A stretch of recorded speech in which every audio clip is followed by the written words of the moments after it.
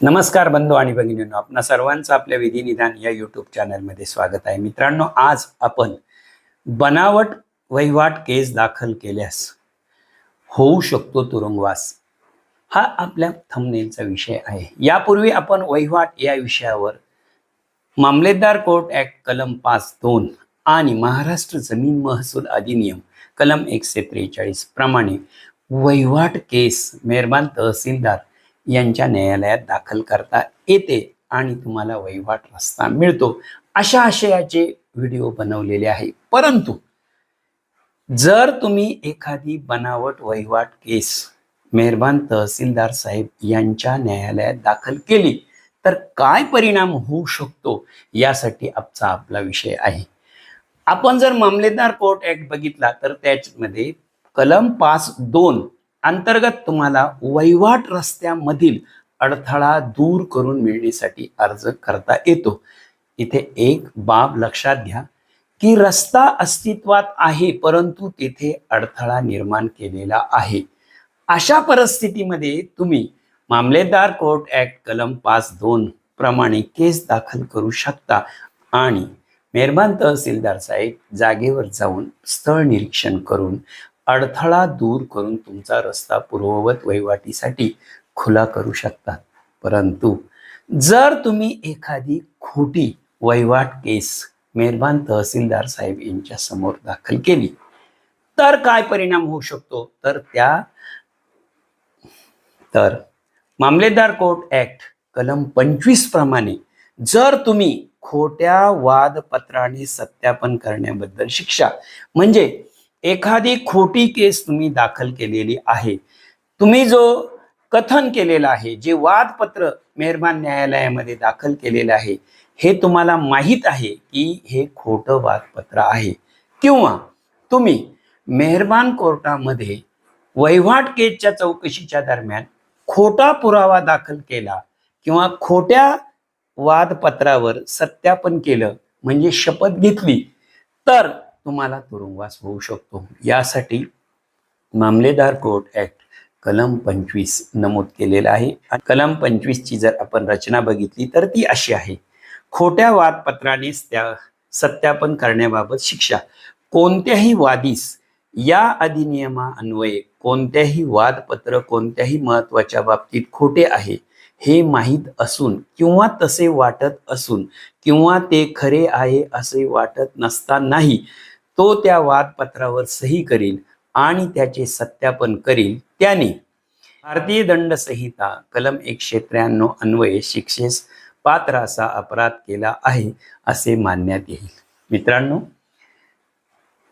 आपण दाखल केलेली केस खोटी आहे किंवा त्यात आपण महत्वाच्या बाबतीत खोटं बोललेलो आहे किंवा आपण खोटा पुरावा मेहरबान न्यायालयात दाखल केलेला आहे असं तुम्हास माहीत असून सुद्धा जर तुम्ही अशी केस मेहरबान कोर्टात दाखल केली आणि त्याचं सत्यापन केलं तर तुम्हाला भारतीय दंड संहिता कलम 193 आणि भारतीय न्याय संहिता कलम 229(1) या कलमान्वये गुन्हा होऊ शकतो आणि तुम्हाला शिक्षा होऊ शकते. आता इथे मुद्दा तुम्हाला उपस्थित असा होतो की जर तुम्हाला वहिवाट केस तिथे नव्हती किंवा तिथे वहिवाट रस्ता तुमचा कधीही नव्हता हे तुम्हाला माहीत असून सुद्धा जर तुम्ही महत्वाच्या बाबी लपवून ठेवल्या तर चौकशीच्या दरम्यान असं मेहरबान कोर्टापुढे निदर्शनात आलं आणि ही बाब मेहरबान कोर्टापुढे सिद्ध झाली की तुम्ही खोटी केस दाखल केलेली आहे, खोटे कथन केलेले आहे, खोट्या वादपत्रावर सत्यापन केलेलं आहे आणि ही बाब जर मेहरबान कोर्टामध्ये सिद्ध झाली किंवा मेहरबान कोर्टाच्या निदर्शनास आली तर निश्चित लक्षात ठेवा, कलम 25 प्रमाणे तुम्हाला शिक्षा देण्याचा हक्क मामलेदार कोर्टाला आहे आणि तो हक्क भारतीय दंड संहिता कलम 193, भारतीय न्याय संहिता कलम 229(1). आता हे जे कलम आहे भारतीय न्याय संहिता आणि भारतीय दंड संहिता, त्याचं हेडिंग असं आहे: intentionally giving or fabricating false evidence in a judicial proceeding. म्हणजे जर तुम्ही हेतू पुरस्कर एखादा खोटा पुरावा मेहरबान कोर्टामध्ये केसच्या चौकशीच्या दरम्यान दाखल केला आणि ही बाब जर मेहरबान कोर्टाच्या निदर्शनास आली किंवा सिद्ध झाली तर तुम्हाला तुरुंगवास निश्चित आहे. बघा हा, तेव्हा वहिवाट अर्ज मेहरबान कोर्टामध्ये केला म्हणजे आपल्याला वहिवाट केस मिळणारच, हा एक गैरसमज दूर करा. जर तुम्ही मेहरबान कोर्टामध्ये खोटी वहिवाट केस दाखल केली आणि खोट्या वहिवाट केसमध्ये पुरावाही खोटाच असणार आणि असा खोटा पुरावा देण्याचा जर तुम्ही प्रयत्न केला तर निश्चितच तुम्हाला तुरुंगवास होऊ शकतो. मला मुद्दा हाच सांगायचा आहे की ज्याप्रमाणे तुम्हाला मामलेदार कोर्ट ऍक्ट कलम 5(2) आणि महाराष्ट्र जमीन महसूल अधिनियम कलम 143 प्रमाणे वहिवाट मिळण्यासाठी किंवा वहिवाटीसाठी किंवा वहिवाटीमधील अडथळा दूर करण्यासाठी वहिवाट केस मेहरबान तहसीलदार साहेब यांच्याकडे दाखल करता येते.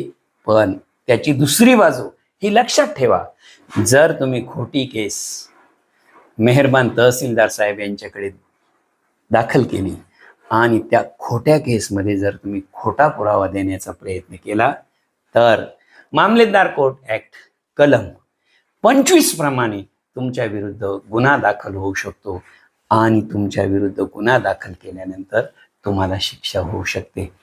या व्हिडिओमधून माझा हा प्रयत्न आहे की जर खरंच तुम्हाला रस्त्याची गरज असेल तर खरी केस मेहरबान कोर्टापुढे घेऊन या.